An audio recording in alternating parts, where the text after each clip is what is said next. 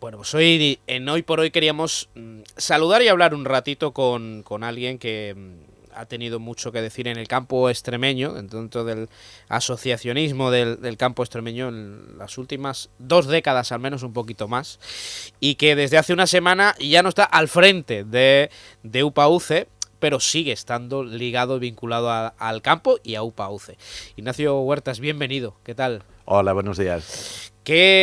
¿Cómo acaba un abulense en Extremadura? Ya te digo, confieso, ni idea del gentilicio de Navalperal de Tormes. No sé cómo son los navalperalenses, supongo, o Peraleños. peraleños.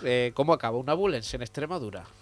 Bueno, pues la verdad es que fue una cosa casi que natural, ¿no? Mis padres, mi abuelo y yo creo que ya mi tatarabuelo eran ganaderos transhumantes, ¿no? Y traían su ganado todos los años a Extremadura, hasta que ya mi padre decidió, cuando yo tenía 4 años, venirse a vivir a Extremadura. Ya habían venido una parte de la familia, ya se había asentado aquí y definitivamente mis padres ya decidieron tomar esa decisión, se compraron un piso aquí y se vinieron a vivir, ¿no? Y bueno, pues a partir de ahí toda mi vida ha estado ligada a Extremadura, la verdad. Montijo, concretamente, tierras de Badajoz, y al ganado. ¿Qué es lo que has mamado desde pequeño? Pues sí, como te decía, yo vengo de una generación de ganaderos y soy el tercero o el cuarto ya de esa generación.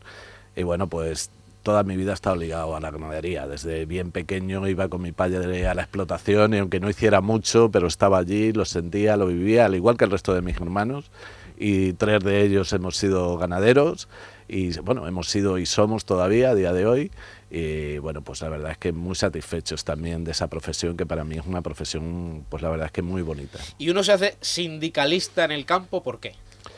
Bueno, pues yo me hice sindicalista en el campo pues por la conexión que tenía con Lorenzo Ramos, que era el secretario general en aquel momento de la organización aquí en Badajoz, todavía no estábamos regionalizados. De Val de la Calzada, muy De Val de cerquita. la Calzada, muy cerca de Montijo, y bueno, nos conocimos y empezamos a hablar y yo creo que ahí ya, junto con otro compañero que desgraciadamente ha fallecido, pues surgió esa conexión.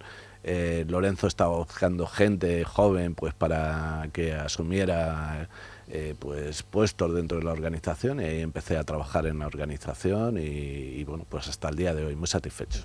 En un momento en el que la generación joven del campo sí daba ese paso adelante y participaba. No sé, 20 y tantos años después, si eso sigue pasando, o en eso, como en tantas otras cosas en el campo, también la generación joven se implica poco. Bueno, a ver, tenemos un problema de relevo generacional que es evidente en nuestras explotaciones, en el sector agrario y supongo que también en otros sectores económicos, pero nosotros de lo que hablamos es del agrario. Y eso también pues lleva aparejado que a la hora de adoptar posiciones, a la hora de hacer ese relevo también en el ámbito de la organización, no hay tanta gente como nos gustaría joven, ¿no? Pero sí que tengo que decir que en este congreso que hemos hecho, que viene precedido de 14 congresos comarcales que hemos estado realizando por toda Extremadura, se han elegido 14 ejecutivas comarcales y que en esas ejecutivas ha habido un gran paso adelante para las siguientes generaciones. Yo creo que han entendido que era el momento, que había unas generaciones de agricultores y ganaderos que han estado ahí trabajando durante todos estos años de manera absolutamente desinteresada, pensando que iban a conseguir un bien común para el conjunto de la profesión. Y yo sinceramente estoy muy satisfecho del relevo generacional que se ha producido en la organización, porque se ha producido primero en las ejecutivas comarcales y después en las ejecutivas regionales. Óscar Llanos, que es el nuevo líder de UPA-UCE, no es mayor, todo lo contrario. Efectivamente, Es un ejemplo, ¿no? apenas 40 años tiene, con lo cual, y ahí, bueno, pues yo creo que hay un conjunto de gente, tanto de la ejecutiva regional como de las ejecutivas comarcales, muy jóvenes. Por ponerte un ejemplo, pues la delegada más joven, que es de Val de la Calzada precisamente, que asistió a este congreso, que es miembro también de la ejecutiva comarcal de Montijo, tiene 25 años. Quiero decir, Los hay. los hay. Cuesta encontrarlos, pero los hay. Ignacio se acuerda su primer trabajo en el campo. Bueno, mi primer trabajo en el campo fue en el ámbito de la explotación de mi padre, claro. Ese fue mi primer trabajo. Me tocaba hacer de todo, pues segar, recoger heno, por ejemplo, atender al ganado, en fin, hacíamos de todo, incluso pues teníamos vacas de leche en aquel momento y las ordeñábamos, en fin.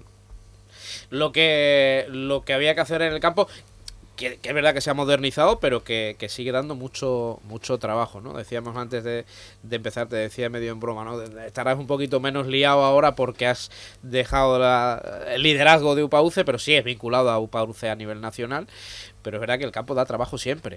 Sí, sea desde el ámbito sindical, sea desde el ámbito de madrugar y acostarte tarde. Totalmente de acuerdo. El campo es una profesión que exige, es verdad que ya no nada tiene que ver con hace 22 años, cómo se trabaja en las explotaciones. Afortunadamente se han mecanizado muchísimo las explotaciones, se han tecnificado. Mirar a la siguiente, ¿en qué ha cambiado la agricultura en estos 20 años? Bien, pues ha cambiado mucho, ¿no? Ha cambiado mucho en ese sentido, en el sentido de la profesionalización que se ha producido del sector. Ya hoy, pues yo creo que la mayor parte de las explotaciones son explotaciones muy profesionalizadas, que tienen en cuenta también pues, problemas que estamos viviendo en el momento, como puede ser el tema de la falta de mano de obra, dirigiéndose hacia cultivos que necesiten menos mano de obra, mecanizando los cultivos que se pueden mecanizar. Yo creo que los agricultores, los ganaderos han hecho un esfuerzo durante todos estos años por invertir en el campo, que al final ha dado unas explotaciones que, como decíamos antes, nada tienen que ver con las anteriores y que además hoy se trabaja y se vive en el campo de una manera absolutamente diferente a como se vivía entonces, ¿no? Yo creo que en este sentido lo más importante es que los agricultores y los ganaderos hoy viven de manera diferente, ¿no? Estamos más profesionalizados, mucho más profesionalizados, pero es verdad que los problemas son cíclicos en el campo, ¿no? El resto de los consumidores, digamos, nos acordamos del campo cuando nos suben los precios o cuando hay escasez de alguna cosa, o cuando hablamos, pues como ahora, lengua azul, gripe aviar, pero son cíclicos. Bueno, hay que decir que tenemos problemas antiguos y tenemos problemas nuevos, ¿no? Yo haría esa separación porque es cierto de que tenemos una serie de problemas, pues como puede ser el problema de los precios, que a pesar de que hemos luchado muchísimo porque haya una ley de la cadena alimentaria que se ha conseguido aprobar, que se ha mejorado a lo largo de todos estos años, seguimos sin conseguir que se cumpla plenamente. Sí que hay facetas que se ha cumplido y que son muy importantes, como por ejemplo los plazos de pago, que ahora se tienen que respetar, se están respetando, pero luego hay otros sectores donde no hemos conseguido que se cumpla la ley y en eso tenemos que seguir luchando. Y además en un porcentaje alto de incumplimiento todavía de la ley. Claro, efectivamente. Y nosotros ahí lo que planteamos, y lógicamente esto lo dirán los compañeros que van a dirigir la organización en Extremadura, lo que planteamos es que tiene que haber una mayor involucración de las administraciones, pero sobre todo de las administraciones regionales, porque el Ministerio de Agricultura, la Agencia de Información y Control Alimentario están muy involucrados, pero necesitamos que las administraciones regionales se involucren ante este tema. Esta es una ley que se ha aprobado y que se tiene que cumplir, igual que cualquier otra ley. Y yo pongo el ejemplo, para que nos entienda todo el mundo, de qué pasaría en un pueblo si si hay dos policías municipales en la plaza del pueblo, están robando una tienda y dicen nosotros no vamos, que esto no es competencia nuestra, que vaya la Guardia Civil. Claro, esto no puede ser. Y por tanto aquí esta ley la hemos aprobado, hemos luchado mucho por ella y ahora estamos luchando porque se cumpla, ¿no? Y luego tenemos problemas, volviendo a lo que decíamos, problemas nuevos, problemas que nos han traído, pues por un lado el cambio climático, que nos ha generado bastantes problemas nuevos, entre ellos los que mencionabas antes, la lengua azul.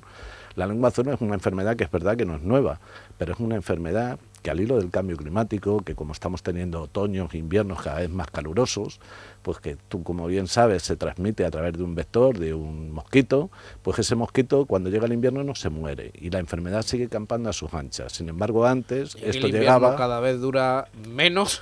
Claro, por tanto ese es un problema importante generado por el cambio climático. Los incendios que hemos tenido este verano son otro problema también generado en gran medida por el cambio climático.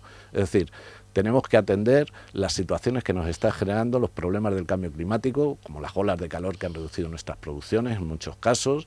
En definitiva, una serie de situaciones que necesitamos que haya atención hacia ellas y que se puedan acometer. Y nosotros planteamos en dos vías. Una, evidentemente, es la investigación y el desarrollo de semillas, etcétera. También la lucha contra el cambio climático, pero la segunda vía es la vía de tratar de apoyar a los agricultores porque somos los que estamos sufriendo esas consecuencias en la renta de nuestras explotaciones. Y ahí desde la organización estamos reclamando que en la Unión Europea, y sobre todo ahora que estamos con esta reforma de la política agraria común, se incluya un fondo de crisis climáticas para que no tenga que sostenerse todos estos problemas excepcionales que estamos teniendo con el sistema de seguros, porque va a ser imposible que lo sea capaz de soportar y va a hacer que ese sistema se caiga y, en definitiva, vamos a tener la peor situación climática, encima con menos coberturas que nunca, ¿no? Fíjate que hablas de los problemas modernos del campo, los problemas de reciente llegada al campo, y has nombrado 6 o 7 veces el cambio climático. Para alguien que se ha criado en el campo, cuando oyes... depende a qué político, a qué partido político, a qué personas dicen es un invento, lo del cambio climático no existe, estamos dentro de algo que es cíclico, que esto ha pasado siempre. Para alguien que lleva toda la vida en el campo, ¿hay cambio climático? ¿Y en qué se nota fundamentalmente? ¿En qué lo han notado los agricultores? Bueno, pues los agricultores, yo creo que no hay ningún agricultor en este momento que niegue que haya cambio climático, sinceramente. ¿Por qué? Porque lo llevamos sufriendo en los últimos años, y sobre todo si hablamos de regiones como la nuestra de Extremadura, que es una de las regiones más afectadas a nivel de toda la Unión Europea por el cambio climático. ¿En qué lo notamos? Lo notamos en que tenemos sequías cada vez más frecuentes, lo notamos en que las lluvias ya no caen como antes, que caían despacio, que caían a lo largo de muchos días, sino que caen de manera torrencial, en muy pocos días. Lo notamos en las olas de calor que estamos teniendo, y que has visto que este verano hemos tenido las olas de calor más largas, la ola de calor más larga de toda la historia de la climatología. En definitiva, yo creo que hay, como decíamos antes, pues muchas señales que a nosotros ya nos están afectando en nuestras producciones y que nos están haciendo perder mucho dinero, perder renta en las explotaciones, y que por tanto no entiendo que haya nadie que se atreva a negar el cambio climático. Y yo creo que ya, de hecho, hay muy pocos que lo hacen, sobre todo, y ya lo digo claramente, la gente que tiene relación con el mundo agrario sabe perfectamente que esta es una realidad, y además una realidad que nos está afectando y mucho. La propiedad del campo, otro de los asuntos que quería tratar, porque últimamente sale eso de la palabra urbanización rural, convertir el mundo del campo en una urbe. Esto se está dando ya en este... Primero vamos a contar a la gente en qué consiste y si esto se está dando ya en Extremadura, porque en otras comunidades he visto a mucha gente del campo levantando la mano y poniendo el grito en el cielo con lo que está pasando, porque estamos hablando de fondos de inversión que se están quedando con el campo. Ese es un problema importante, y en Extremadura desgraciadamente está pasando también, ¿eh? Ya lo tenemos. Ya lo tenemos aquí, podríamos citar ejemplos, pues por ponerte un ejemplo, en la zona de Coria, ahí tenemos ya explotaciones que tienen miles de hectáreas de regadío, que antes las llevaban agricultores y ganaderos, y que ahora las ha cogido una gran empresa, que son fondos, que está sustentada en fondos de inversión, y que ha puesto olivar superintensivo, mecanizado, que al final... Pues claro, ¿qué ocurre con esto? Pues ocurre que estos fondos de inversión vienen aquí, pero vienen aquí a especular, vienen sin ningún compromiso con el territorio. ¿Y cómo se especula con algo así? Pues se especula, obviamente, con estos planteamientos que te estaba diciendo. Vienen a ganar dinero, ponen cultivos que son prácticamente semi-industriales, con lo cual pues lo que hacen es que utilizan muy poca mano de obra, porque está todo muy mecanizado, y lo que hacen es meterse en cultivos que desde el punto de vista de mercado pues están teniendo una coyuntura positiva, como puede ser el mercado del aceite de oliva, que evidentemente es así, o también los pistachos o el almendro. Maletín por delante, claro, y con dinero. ¿Qué ocurre? Que los jóvenes que se quieren incorporar, hoy prácticamente no se incorpora un joven a la agricultura o la ganadería que no tenga una explotación de su padre, de su familia, de alguien de su familia, herencia, porque no tiene capacidad de acceder a la tierra. Y claro, ¿qué hacen? Le quitan la tierra a los jóvenes que necesitan para que se produzca ese relevo generacional tan necesario.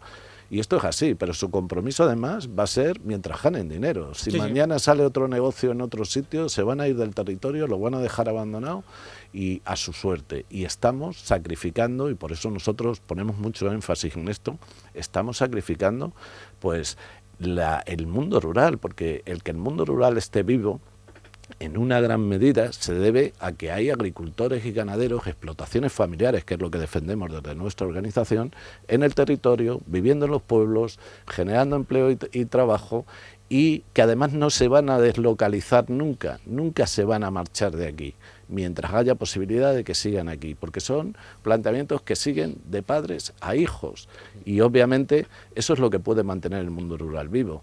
Y eso, si no lo cuidamos, y para eso nosotros estamos reclamando que haya una ley de agricultura familiar, si no somos capaces de que se apruebe una ley de agricultura familiar que tenga un efecto transversal para que los apoyos se dirijan hacia este tipo de explotaciones, que son las que más beneficios generan a la sociedad, y para que todas las políticas miren hacia ese tipo de explotaciones para mantenerlas, lo que nos vamos a encontrar es que aquí siempre se va a producir, porque alimentos se van a necesitar y el futuro de la agricultura y de la ganadería está asegurado. Pero podemos llegar a un momento muy peligroso, Ignacio, que es que el fondo de inversión decida qué es lo que vamos a consumir y a qué precio. Efectivamente, y ahí es donde nos vamos a enterar precisamente los consumidores de cuánto valen los alimentos, porque ahora nos quejamos, en algunas ocasiones con razón, en otras con menos razón, pero desde luego no es porque se produzca especulación de los precios en origen, no es porque se produzca especulación por los agricultores y los ganaderos, especula otra gente a lo largo de la cadena, pero no nosotros. Y el día que esto esté en manos de los fondos de inversión, lo que vamos a tener es, pues evidentemente, unos productos alimentarios mucho más caros y seguramente en peores condiciones que las damos los agricultores y ganaderos, digamos, las explotaciones familiares, que son las que todavía tenemos la mayoría de la producción de alimentos a nivel de Extremadura. Por tanto, yo creo que es un bien a proteger la agricultura familiar, porque como te decía antes, aquí lo que está en discusión es el modelo. Si siguen estando en manos la producción de alimentos de la agricultura familiar, con lo que eso conlleva de beneficios para la sociedad, o si esto se van a llegar aquí entre 4 fondos de inversión que no sabemos ni quién está detrás de ellos, y van a ser los que se encarguen de producir y, por tanto, quienes paguen las consecuencias, evidentemente, va a ser la ciudadanía. Es algo de lo que, por ejemplo, que mucha gente cuando, como ahora, a finales de diciembre, votamos o estamos llamados a las urnas, es algo que se vota, aunque no nos lo queramos creer, se vota el modelo del campo, se vota la forma de acceder a las ayudas, se vota cómo un partido político ve el campo y cómo lo ve otro partido político, pero como normalmente la gente no se lee el programa y no sabe lo que hay, pues tampoco. Pero ¿en qué manera va a afectar al campo uno u otro voto? Bueno, pues yo creo que afectan mucho, ¿no? Todo en la vida es política, ¿no? Y la agricultura y la ganadería obviamente también, ¿no? Por tanto, yo mi recomendación a los agricultores y a los ganaderos es que vean los programas de los partidos políticos, que vean, porque aquí ya hemos tenido partidos políticos que han gobernado de uno y otro signo, y en definitiva que en base a eso vean quién va a responder más a los intereses de los agricultores y los ganaderos, porque obviamente esa es una decisión importante de cara al mantenimiento y al futuro de la profesión, porque en función de cómo se regulen las cosas, por eso nosotros siempre estamos pidiendo regulaciones en determinados temas, en función de cómo se regulen las cosas van a ir de una manera o van a ir de otra, ¿no? Y lo que hay que hacer en este momento, desde luego, es poner de relieve que las explotaciones familiares son absolutamente necesarias, y quien esté contra eso, quien hable de puertas abiertas al campo, lo que está diciendo es que le está dando pie a que entren otra gente que no van a venir al campo con el afán de gestionar el territorio, de mantener los pueblos, de vivir en ellos, sino que van a venir simplemente a sacar dinero, ¿no? El peor momento como dirigente de UPA, imagino que es el momento de entrar en la cárcel. Pues sí, yo creo que ese momento, el momento de los vaya, no me sale la palabra, de cuando estábamos en la oficina y vinieron los registros, perdón, que no me salía la palabra de los registros, yo creo que fueron momentos muy duros para nosotros. ¿Cómo es vivir ese momento desde el punto de vista de que alguien pertenece a un sindicato agrario, al que en esa operación Tellus se acusaba de financiación ilegal y varias cosas más, y después de 103 días creo que fueron en la cárcel, en Badajoz, uno sale a la calle otra vez? Bueno, pues la verdad es que en un primer momento nosotros lo que nos sentimos fue atropellados, porque hay que decir que de la noche a la mañana nos encontramos con una situación en la que no se nos requirió nada previamente, no hubo ningún aviso, nos podrían haber pedido la documentación que fuera necesaria, que obviamente se la hubiéramos trasladado. no sé, nos trataron de una forma que nosotros entendíamos que no correspondía con lo que, bueno, pues digamos con las actuaciones que nosotros habíamos venido teniendo en este tema, porque yo quiero poner de manifiesto que nosotros nos seguimos sintiendo inocentes, que nosotros, en nuestra organización, actuamos exactamente igual que el resto de las organizaciones agrarias en este tema, igual que las cooperativas, que cooperativas agroalimentarias, que teníamos los mismos programas informáticos a la hora de hacer los trabajos que se realizaban. En definitiva, pues no entendíamos para nada toda esta situación, todo este mare magnum que de repente nos encontramos y que, como te decía, nos sentimos absolutamente atropellados, ¿no? Llegaron a un acuerdo, se llegó a un acuerdo con los 7 acusados, en el caso de V, para no entrar en prisión tras ese acuerdo, acusados de irregularidades, como decimos, que en su momento hablamos largo y tendido. Seguramente ha sido el peor momento de estos 22 años. Pues sí, yo para mí personalmente desde luego lo fue, y creo que para la organización también ha sido un hándicap muy importante, ¿no? Yo desde luego ahí sí que decir que nosotros llegamos a un acuerdo efectivamente por recomendación de nuestros abogados, porque quisimos poner por delante las personas y la propia organización, pero yo vuelvo a insistir en lo mismo que te decía antes. Se pagó una multa, recordamos. Efectivamente, estamos todavía pagando esa multa, parte de esa multa. Pero lo importante para nosotros es que sentimos que aquello fue una situación injusta, que nosotros nos hemos sentido inocentes, la gente a la que representamos en todo momento nos ha mostrado el apoyo, y eso ha sido muy importante para nosotros, porque sabían lo que hacíamos y lo que no, y porque nuestras vidas y nuestras cuentas son absolutamente transparentes, ¿no? Nunca ha habido ningún aprovechamiento por parte de nadie de la Comisión Ejecutiva Regional, ¿no? Interesa que quiero que se me entienda, que el campo no levante cabeza, o hay cierto tipo o cierta parte de la política a la que no le interesa que el campo haga ruido. Bueno, siempre que hacemos ruido, siempre la crítica nunca es bien recibida por quien gobierna, ¿no? Las cosas son como son, pero nuestra obligación es que cuando hay problemas tenemos que salir, tenemos que tratar de buscar la negociación. Nosotros somos una organización que creemos en la negociación sobre todos los ámbitos, porque a través de esa negociación lo que tratamos es de conseguir cosas reales para nuestros agricultores y nuestros ganaderos.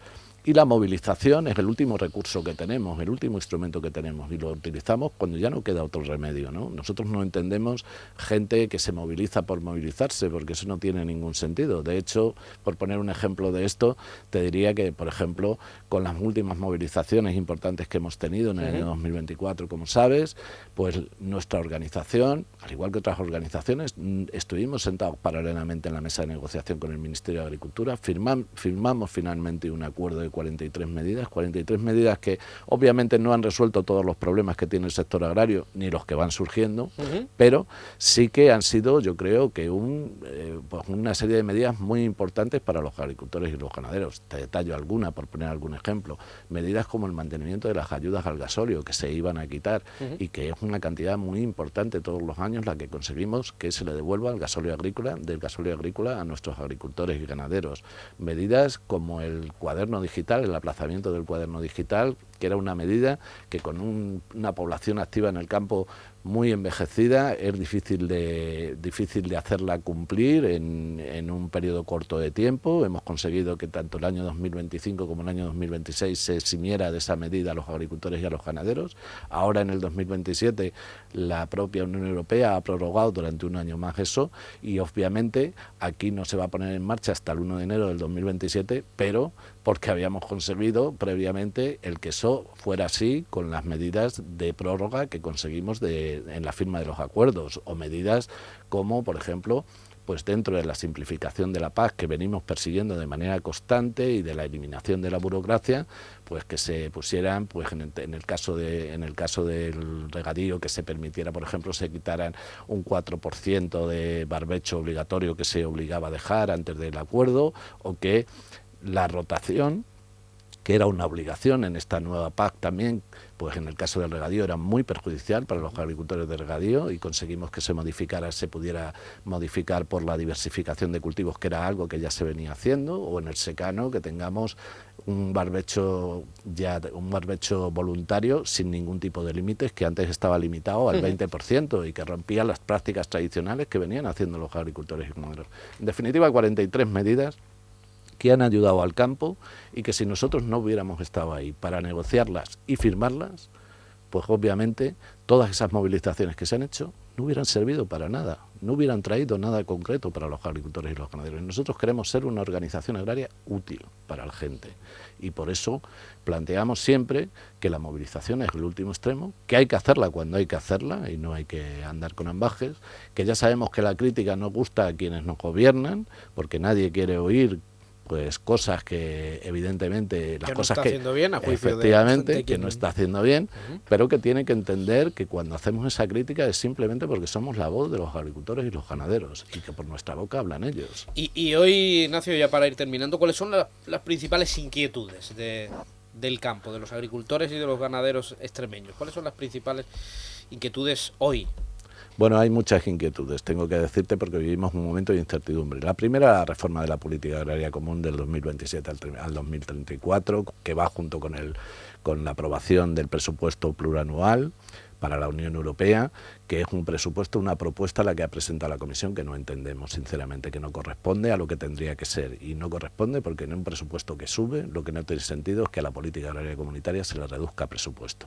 Siempre nos han dicho que somos esenciales y obviamente aquí no se demuestra, ¿no? Estamos en esa pelea, hay que decir unanimidad en todas las comunidades autónomas, en las organizaciones agrarias, en las cooperativas, en el Gobierno nacional, de rechazo a ese presupuesto comunitario, y esperemos que esto se consiga modificar porque es muy importante, porque luego las medidas que recoja la PAC serán buenas, malas o regulares, pero si no tienen dinero no van a servir de nada, ¿no? Luego tenemos encima de la mesa también pues las problemáticas que comentábamos antes de lo que nos ocurre con el cambio climático, que entendemos que se tiene que atender. Tenemos también encima de la mesa la situación de la falta de mano de obra en el campo, que es un tema que tenemos que atender cada vez más, porque es que hay cultivos que están desapareciendo por la falta de mano de obra, como por ejemplo el sector de la fruta, que es un sector muy importante. Se está cambiando fruta por olivar intensivo porque en muchas ocasiones la mano de obra, claro, no existe, ¿no? Por tanto, este es otro de los temas que hay que tener. En definitiva, hay un conjunto de temas de futuro, pero luego también tenemos que ser, yo creo que positivos, que muchas veces pecamos de estar ahí pensando que en el campo es todo malo y no es verdad. En el campo hay muchas cosas buenas y el campo tiene futuro. Eso lo tenemos que tener claro, porque nadie va a dejar de comer, porque en el 2050 vamos a estar un 30% más de habitantes en el mundo, porque los países que están en vías de desarrollo se van a desarrollar y van a demandar más alimentos, y en definitiva porque necesitamos en Europa mantener la soberanía alimentaria. Y esto yo creo que es una cosa que lo que nos hace es decir que el campo tiene futuro, tenemos que regularlo, tenemos que actuar ante los problemas, pero que tenemos que ser conscientes de que también pues vamos a poder seguir siendo agricultores y ganaderos si se dan las circunstancias adecuadas, y creemos que se tienen que dar. Pues la última, hablamos de futuro, te pregunto por el futuro, porque yo no sé si en el campo alguien se jubila o no se jubila alguna vez. ¿Cómo ves tu futuro? ¿Cómo te planteas el futuro? Bueno, yo tengo que decir que lo primero, todavía no estoy en edad de jubilación. Ganadero en activo soy. Aquí en la Ejecutiva Regional de UPA-UC Extremadura los compañeros han decidido que sea presidente, que es un cargo honorífico, tengo que decirlo también, pero un poco como consejero para echar una mano pues ante las situaciones que se vayan produciendo, pues para emitir opinión, ¿no? Por decirlo de alguna manera. Y a nivel nacional, que es uno de los motivos también por lo que no presenté la candidatura a la Ejecutiva Regional de la UPA, estoy ocupando la Secretaría de Agricultura en la UPA Nacional, que es una secretaría que exige dedicación, me va a tener muy liado, pero también tengo que decir, defendiendo lo mismo que venía defendiendo aquí, que son los problemas de los agricultores y de los ganaderos de España, aunque siempre vamos a mirar muy especialmente por Extremadura, porque no puede ser de otra manera. ¿Y el futuro personal? En el futuro personal, pues bueno, yo lo más importante que tengo en la vida es mi familia, son mis hermanos, mi hermana, mi compañera de vida, que es Monse, y mi hijo y mi hija. Y en ese sentido yo quiero decir que siempre, siempre, siempre me he sentido muy acompañado, que eso es muy importante para las personas. Yo no hubiera entendido mi vida sin mi familia, lo digo con sinceridad, y que con independencia del cargo que ocupes, de la responsabilidad, de la importancia que pueda tener, lo importante es que cuando llegas a casa y abres la puerta, lo que tienes es alguien que te quiere, ¿no? Y eso para mí es fundamental. Y que a lo mejor ahora te ven un poquito más, con menos responsabilidad te van a ver más, así que estarán contentos. Ignacio Huerta, pues nos seguiremos escuchando y nada, que enhorabuena por esos 22 años al frente de un sindicato que no es fácil ya de estar tanto tiempo luchando por los intereses, al final, en este caso, de los agricultores y ganaderos, y muchísimas gracias por acompañarnos en este ratito. Muchas gracias a vosotros.